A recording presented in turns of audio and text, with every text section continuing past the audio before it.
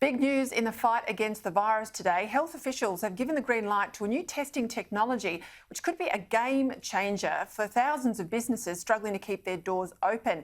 The Ecotest antigen saliva pen, it's quick, it's cheap, and a global first for rapid testing. It doesn't require nasal or throat swabs.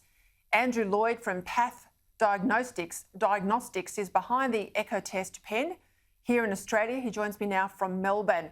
Well, we need a bit of good news at the end of this lockdown Friday, Andrew. This is terrific news. Explain how the test works. Thanks, Peter. It's a very simple and quick test, and importantly, it's comfortable for the user. So there's two parts. There's a saliva pen that you put in under your tongue like a thermometer. You wait 2 minutes, you then plunge it into the buffer base, you wait 15 minutes, and then you get a result. Also importantly, it's easy to use. There is not the nasal swab up your nose, so it's very safe and easy for children and the elderly. And it's also safe for the healthcare professionals because everything is sealed inside the pen, so there's no contagious matter they're exposed to.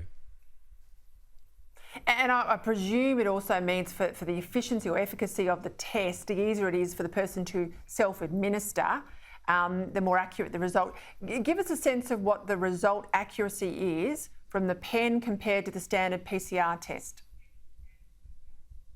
So the overall accuracy or sensitivity is 90%.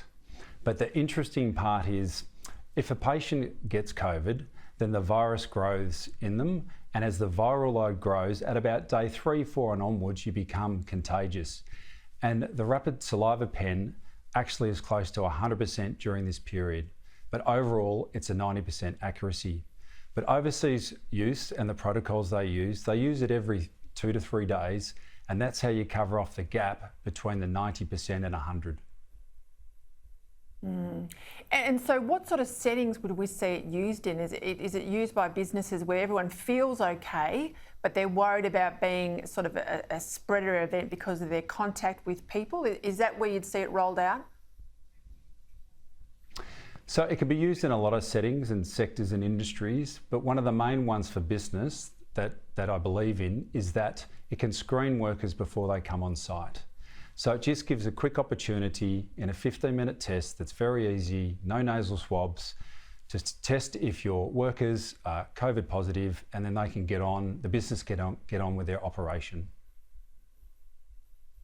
Yeah, screening was the word. Thank you, Andrew. Screening was the word I was looking at. So it becomes basically a routine entry to the mining site, or if you're in a food handling business, or we know in some places you have to be vaccinated, like aged care, but it could be the people that deliver the linen to an aged care facility, not necessarily the people out there with the residents. That's the sort of thing you're thinking about, isn't it?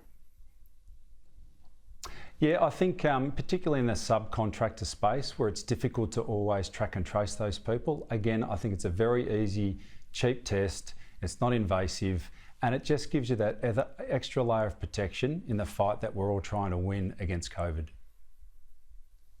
I've got to ask you, I've spoken to a number of people that are in this test market. They've been battling various authorities to get approval to distribute in Australia. You're at that approval point, you've been okay. What was the process like? Was it as good as it should be? How does it compare to other processes overseas?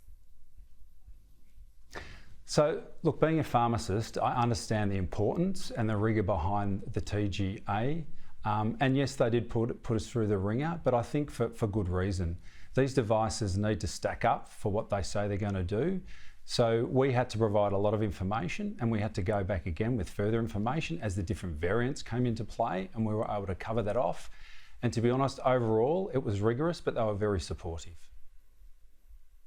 And when will we see it out and about? Are businesses able to purchase it now? So we only got TGA approval on Friday. So there is product in the air, and it'll be land in 10 days where we can start to sell. And we do have the ability to deliver 500,000 plus units per week once the demand comes online. Oh, well, as I said, it's good news on a Friday when we need a bit of good news. Andrew Lloyd, well done, congratulations, and thank you for joining me here tonight. Thanks for having me on, Peter.